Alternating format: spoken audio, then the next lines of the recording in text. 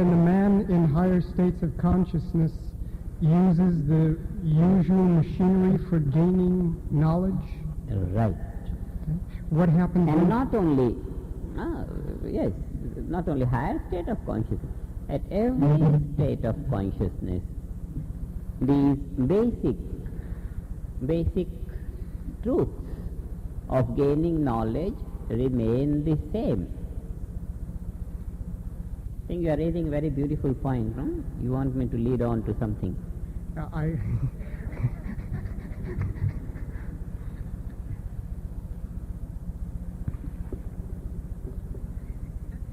Beautiful.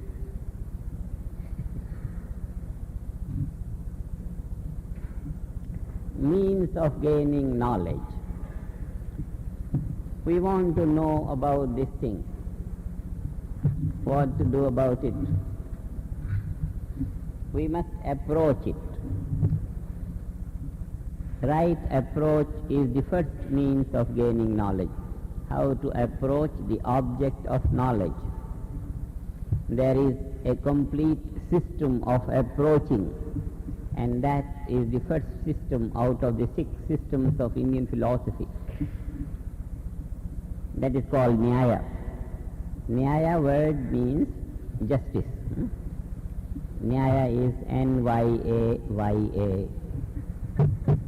Nyaya. Nyaya, the word means justice. Knowledge is to derive maximum benefit out of it. And if we can do justice to knowledge, we can do justice to ourselves by deriving maximum knowledge from that, maximum benefit from that knowledge. And therefore, when we want to gain knowledge, we want to gain complete knowledge. No aspect should remain in ignorance. We want right knowledge, and useful. See the application of that knowledge, what it will provide, what it will give me. So first thing is correct approach to the object of inquiry. Correct approach. Now we have approach to the object.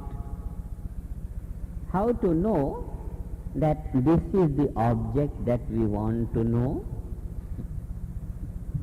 For this, we must have the knowledge of the special qualities of the object which distinguish it from other objects in the environment.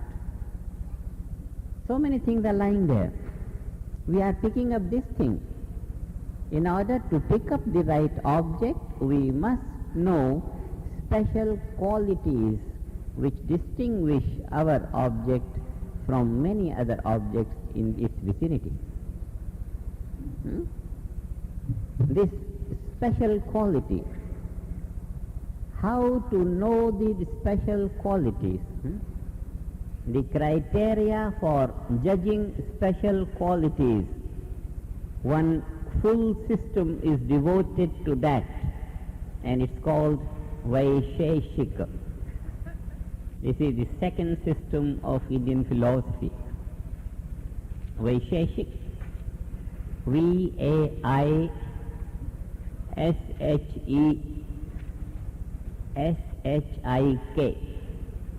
Vaisheshik.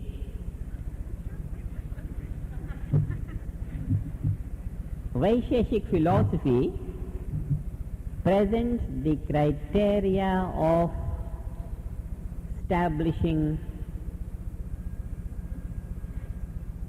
special qualities, distinguished qualities which will determine the object for us.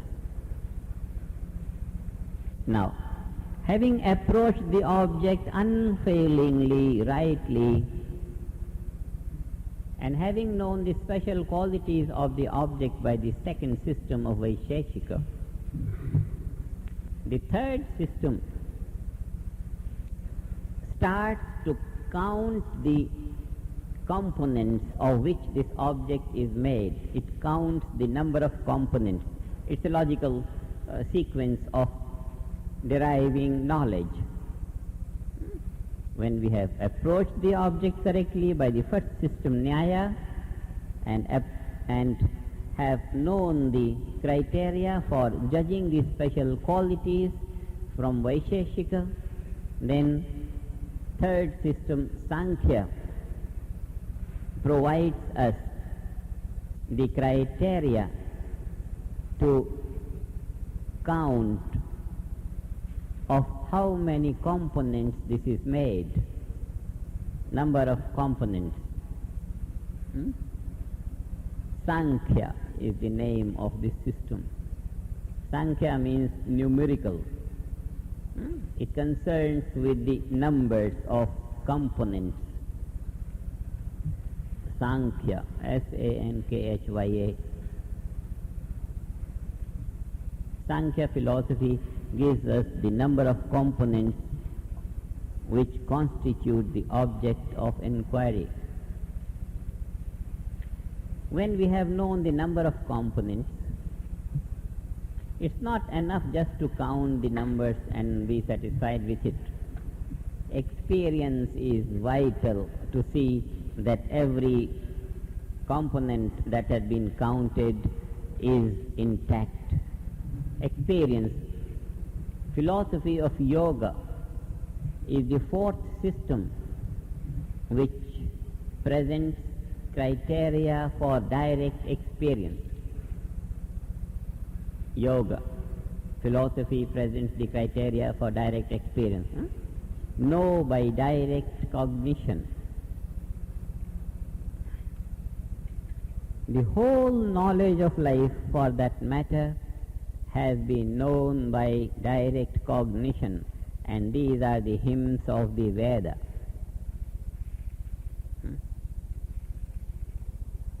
The entire knowledge, someday we will deal with it, how it was cognized and what does it mean. All knowledge has been cognized and has been recorded in the hymns of the Vedas. It will lead us to a different thing. Here, the fourth system of gaining knowledge is yoga. This philosophy presents the criteria of direct cognition. Having directly cognized all the components and all the special qualities that there are, it is necessary to analyze the field of activity, behavior of one component with the other, to experience all the behavior that the object of inquiry entails within itself and with things around it. All this analysis of activity, analysis of action, this philosophy of analyzing the action. This is one fifth system of Indian philosophy. Its name is Karma Mimamsa. Karma, we know action. Mimamsa, am I, no. When you say am I, you begin to doubt I, and there you are.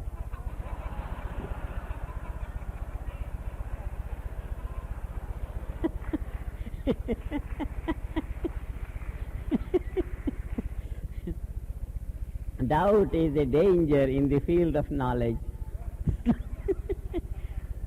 Slightest doubt and you are flat. This we know by direct experience. Mimamsa, M-I-M-A-N-S-A, Mimamsa. Karma Mimamsa, analysis of karma. This is the name of the system, fifth system of philosophy, analysis of the karma. Because it's not just enough to know this is green leaf and this is yellow flower. Immediately we have seen this, the inquiry comes, is there any relationship between the two, or the two are standing all by themselves irrespective of the other. So this relationship, exchange, if there is exchange between them or they stand all by themselves, this exchange, analysis of this exchange is analysis of action, karma mimamsa. This system opens itself to tell us all about the karma.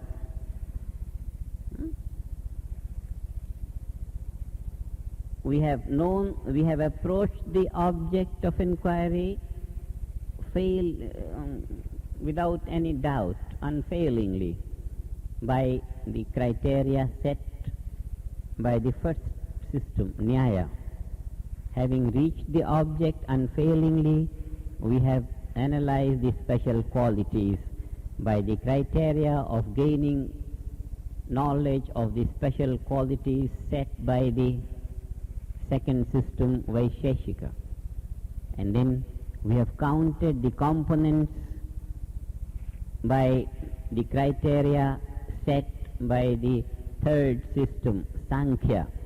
We have experienced all about it. We have known it by direct experience, by philosophy of yoga, the fourth system. And we have analyzed the relationship that lie between different parts. We have analyzed the action by the fifth system, karma mimamsa. But the knowledge is not yet complete.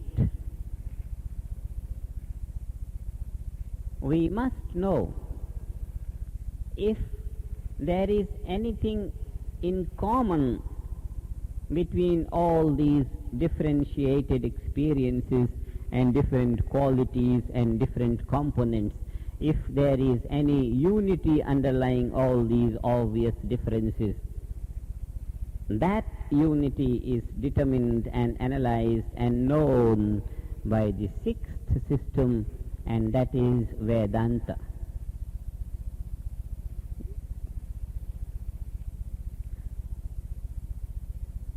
Knowledge of the underlying unity establishes our awareness on the level of harmony in the midst of all differences. Differences become second grade. Harmony comes up on the first primary level of awareness. This makes knowledge complete. We know all the different things and we know them to be well connected by one element which is underneath all of them, omnipresent element of being.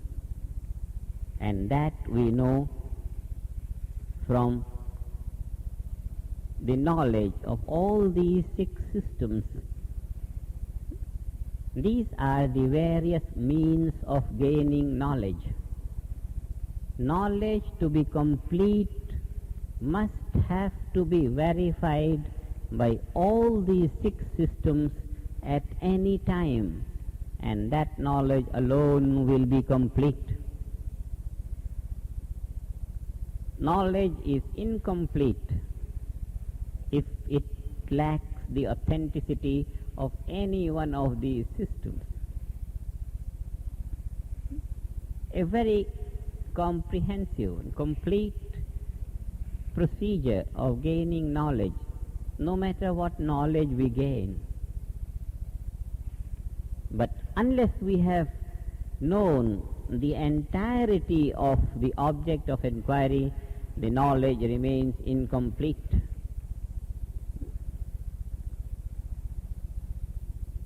This object verification of this scientific knowledge, we are proud of our scientific age, and every scientist is proud of being absolutely impartial to his methods of gaining knowledge.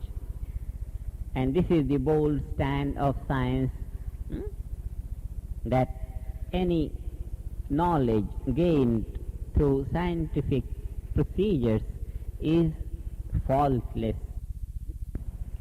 They have not yet discovered the totality of the object, and the totality of the object also has the range of the object in the unmanifest abstract value permeating all phases of the object. Physics is trying to investigate more fine and finer and finer and finer particles. They keep on finding. A time will come when physics will locate absolutely finest, and then the transcendental will be at the door of that finest. Quite a lot quantum theory has gone that way, quite a lot. Only some fog has to be cleared, and that will be good. A scientist is coming, a physicist is coming, very interesting. He will be speaking on consciousness and its relation to quantum mechanics. It's very, very interesting. So, quantum theory has started to visualize some possibilities of that unified field which Einstein happened to guess. He couldn't prove it, but things are progressing, and time is coming fast when the ultimate one unified basis of all the multiple creation will be directly understood in terms of science. For experience, every meditator knows what absolute is. We don't have to know it from quantum theory, but it will be the achievement of the physical science to have located the fundamental of all creation. Experience, transcendental meditation provides, and all the benefit that come out of this experience, they will bless the world. But as far as the procedure of gaining knowledge is concerned, all these various criteria involved in all these 6 systems, you have them in short towards the end of Bhagavad Gita, from the appendix of commentary of Gita, and it's the philosophical display of the ways of gaining knowledge.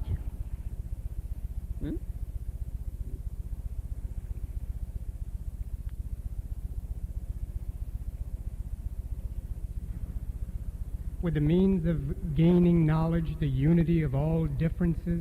Would that be by common sense, or would there be a function developed in man as he progresses? The whole field of philosophy is a field of common sense at different levels.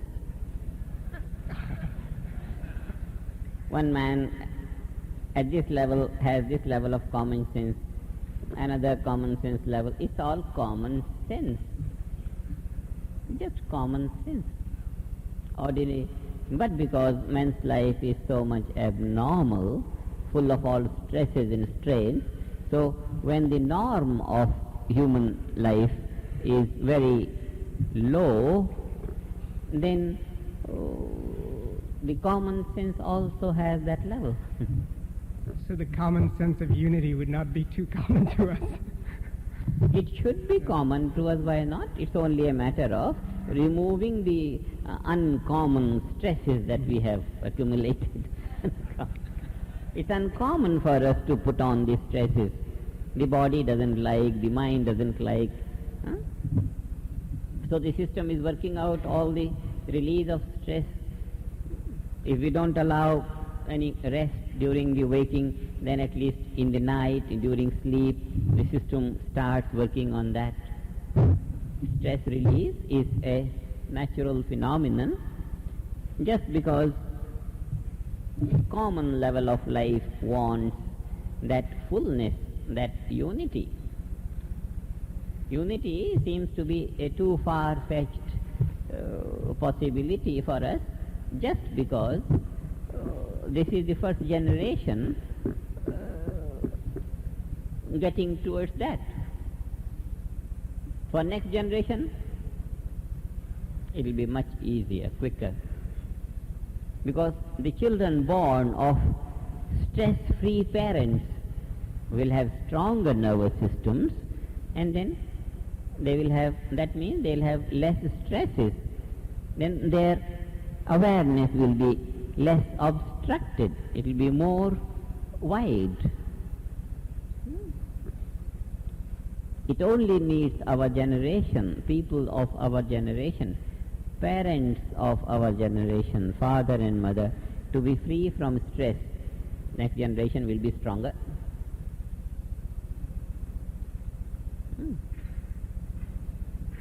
The whole thing is just a matter of common sense. What is there other than common sense? Just common sense. The story of normal life is on the level of common sense, because it's a normal life, normal life.